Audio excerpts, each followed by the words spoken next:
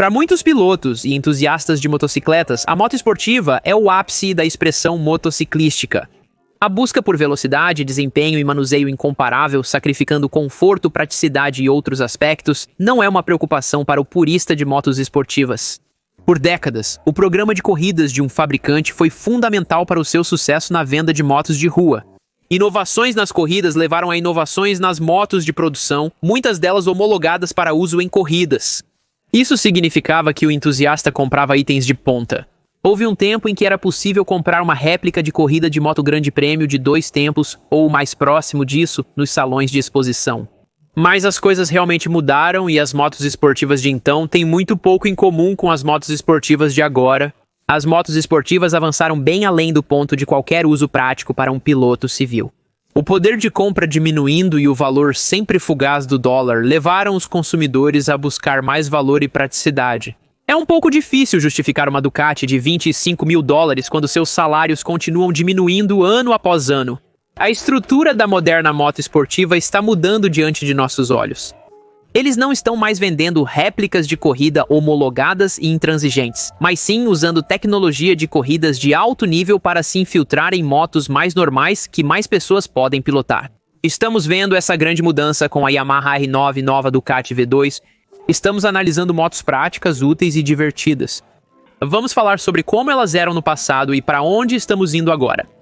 Antes das motos esportivas de alta qualidade serem maravilhas da engenharia aerodinâmica, as motos usadas para corrida eram basicamente as mesmas vendidas nas lojas. As primeiras corridas oficiais, como a Isle of Man Tourist Trophy, foram um excelente campo de testes para marcas como Norton, Triumph e Via Agusta exibirem o potencial de suas motos. Em meados do século XX, conforme as corridas se popularizavam, os fabricantes passaram a desenvolver máquinas mais especializadas. Lembre-se que naquela época, os ganhos das pessoas eram incríveis. Eles nem sabiam que deviam usar um macacão de couro inteiriço, até que um cara tentou e ganhou uma corrida por cerca de 10 segundos, sendo literalmente mais aerodinâmico. Falamos de ganhos incríveis naquele tempo. Marcas famosas com herança de corrida, como Norton e Triumph, usaram suas motos Café Racer de 2 cilindros paralelos para competir, criando versões especializadas nos anos 60 e 70. No entanto, comparando essas máquinas com suas contrapartes de estrada, elas parecem muito semelhantes. Mas esses fabricantes começaram a pensar em coisas como quadros mais rígidos e diferentes, centros de gravidade e entre-eixos mais curtos, realmente criando a fórmula que vemos hoje como a moto esportiva moderna.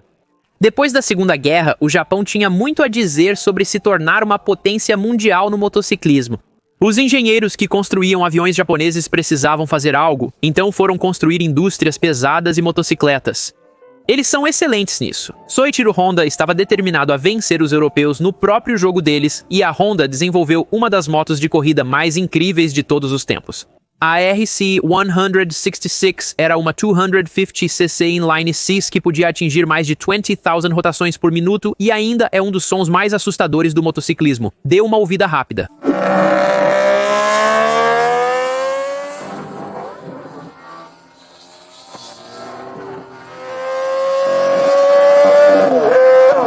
O sucesso das motos de corrida da Honda levou diretamente ao desenvolvimento de suas motos de estrada. Isso iniciou a tendência de desenvolver motos de corrida para corridas de estilo protótipo, permitindo aplicar parte da tecnologia nas motos de estrada, diferente dos europeus, que construíam motos de estrada competentes para correr.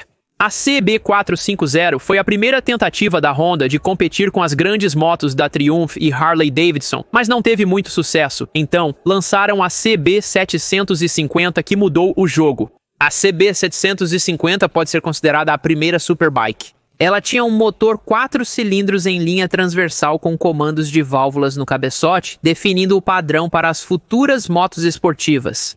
A Kawasaki também adotou o motor de 4 cilindros em linha na Z1, confirmando ser o futuro das motos esportivas. 4 cilindros no mínimo, pois sabemos o que acontecerá com as motos de 4 cilindros neste vídeo. Em meados dos anos 70, algo interessante aconteceu. Os motores de 2 tempos começaram a superar os de 4 tempos devido à forma como as regulamentações foram estabelecidas na época.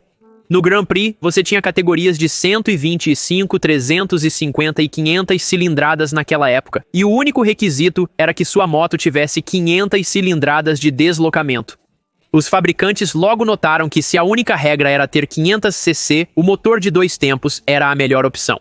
Em um motor de 2 tempos, há o dobro de pulsos de potência por ciclo comparado a um motor de 4 tempos, resultando em aproximadamente o dobro de cavalos de potência por cilindrada. Isso é uma simplificação excessiva, então não me critiquem nos comentários por isso. A Suzuki competiu no Grand Prix com a Square 4 2-stroke RG500, um layout de motor e uma motocicleta muito interessantes. A Yamaha ficou famosa por vender versões de suas motocicletas TZ350 e TZ500 e por correr com a Ipoh ZR500 e a TZ350.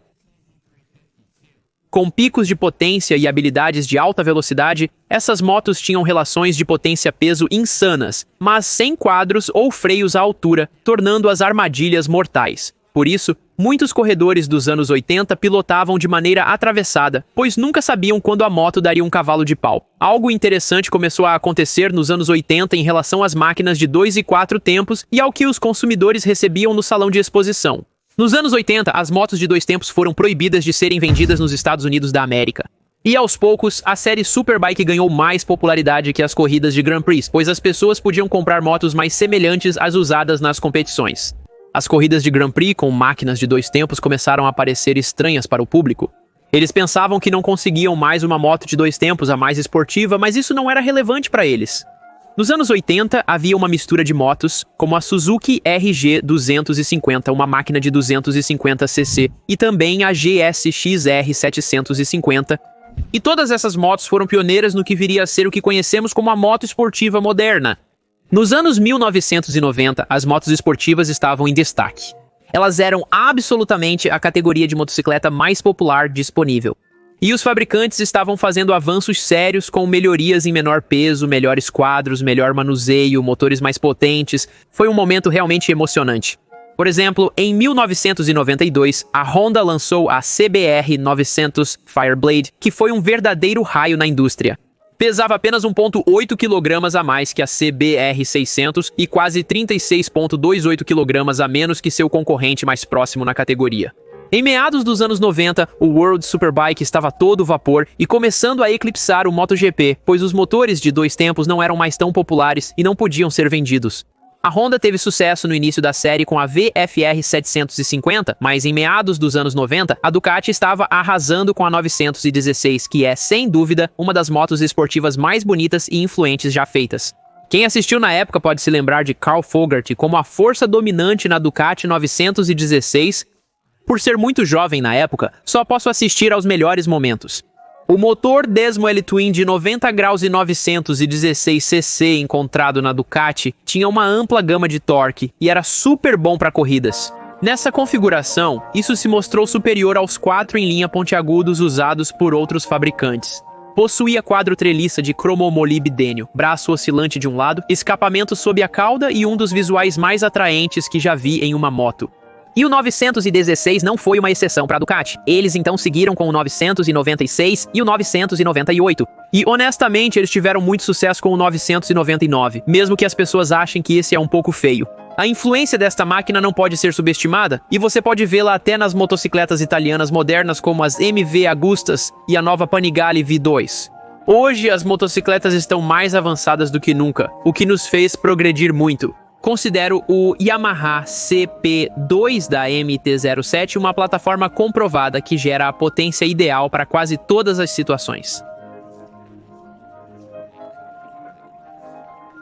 Na modernidade, as coisas mudaram.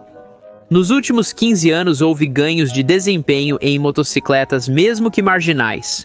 As principais supermotos atualmente estão gerando mais de 200 cavalos de potência. Temos sistemas avançados de abastecimento, admissão e temporização variáveis das válvulas, entre outros. Unidade de medição inercial avançado e controles de 6 eixos. É incrível! Todos esses avanços vieram das corridas e percebemos que também poderíamos fazer motos de rua mais seguras através deles.